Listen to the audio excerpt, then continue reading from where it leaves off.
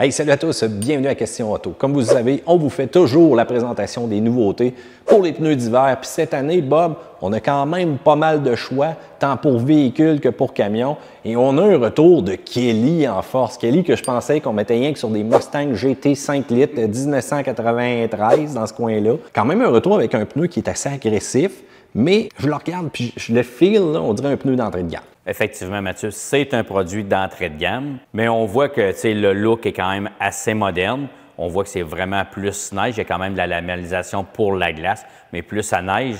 Puis on pourrait dire qu'il manque un peu de grandeur pour que le line-up soit complet, si on veut. Puis on remarque aussi quelques petits patterns du Pirelli Winter Carving Edge qu'il y avait dans le temps.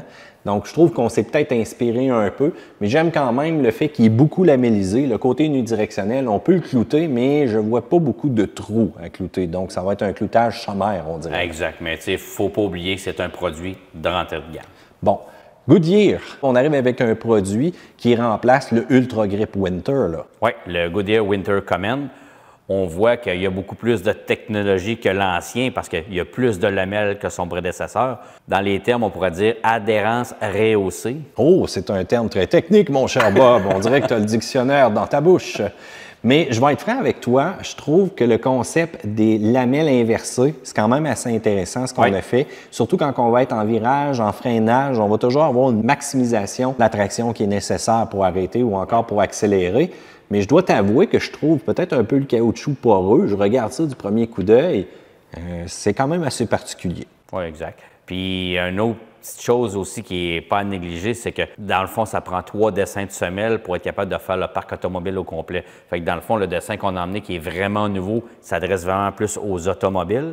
Dans le fond, il y a un autre dessin avec le même nom qui vont faire les VUS, puis il y a un autre dessin qui vont faire usage commercial, mais toujours sur le nom de Goodyear Winter Command. Puis on remarque qu'on peut quand même clouter le pneu, mais je remarque que sur l'épaulement, il n'y a pas beaucoup de clous, là. On passe beaucoup de blocs avant d'arriver à un petit trou là, qui va nous permettre d'avoir du crampon de plus, là. Exact. On voit qu'ils n'ont pas mis l'emphase sur les clous, là. En tout cas, j'ai hâte de l'entendre rouler pareil. Celui-là, je suis curieux avec la gomme qu'on a là. Exact. On va passer un petit peu par-dessus notre gros géant, mais on va y aller avec le Yokohama.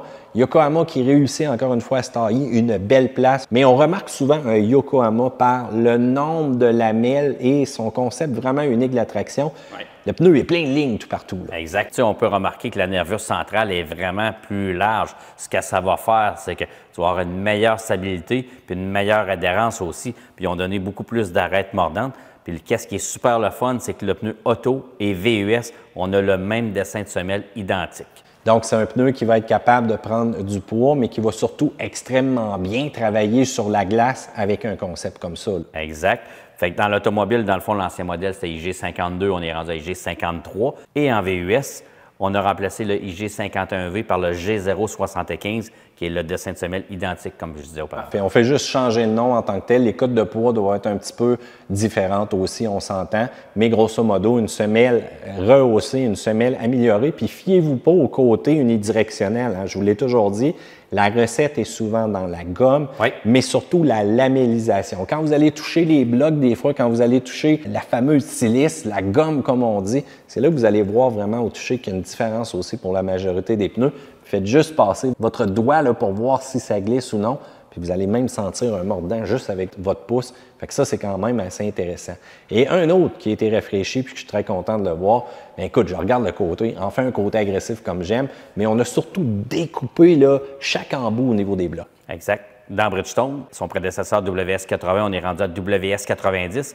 Il y en a qui vont regarder vite, ils vont dire qu'il est pareil. En vrai, il est vraiment pas pareil. On peut voir que la bande centrale est différente, les arêtes mordantes sont différentes. Sincèrement, vraiment supérieur.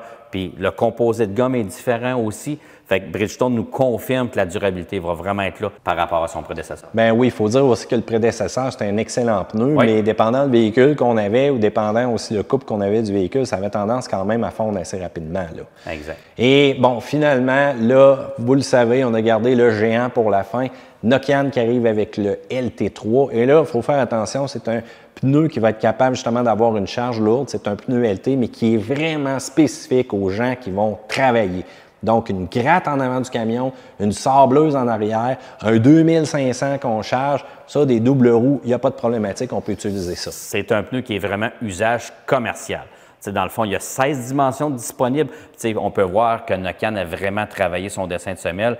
La profondeur du pneu est à 15 et est rendue à 17,32. En plus, ils ont, dans le fond, rallongé les clous. Il y a une meilleure assise. Puis la grosse nouveauté, c'est le clou. Ceux qui vont pouvoir prendre le pneu cramponné, ils ont fait un clou en acier inoxydable. Fait que dans le fond, zéro corrosion, puis beaucoup plus tough. Oui, puis la corrosion, on voyait souvent son effet au travers du temps. Ça avait tendance à créer un mouvement au niveau du clou. Donc, on perdait un peu d'efficacité. On ne les perdait pas nécessairement. Et ça, c'est vraiment le pneu ultime pour les gars qui veulent travailler, là. Écoute, il n'y a pas meilleur que ça présentement, là. Non, exactement. Puis on sait que Nokian travaille beaucoup avec la résistance au roulement. Fait que quand on a une entreprise, c'est important l'économie d'essence. Exactement. Résistance au flanc. Et vous allez remarquer aussi l'indicateur d'usure qui est très utile. Sérieux, au milieu, souvent, on n'en parle pas. Mais moi, je dois avouer là, que quand je roule mes pneus d'été puis que je vois qu'ils sont rendus à 80 ou encore entre 60 et 80, j'aime ça, le repère visuel. Puis c'est encore mieux pour des pneus d'hiver parce que des fois, ça a tendance à s'user plus rapidement. Exactement. Puis très important, il ne faut pas oublier les pneus à crampons, la période de rodage. Oui.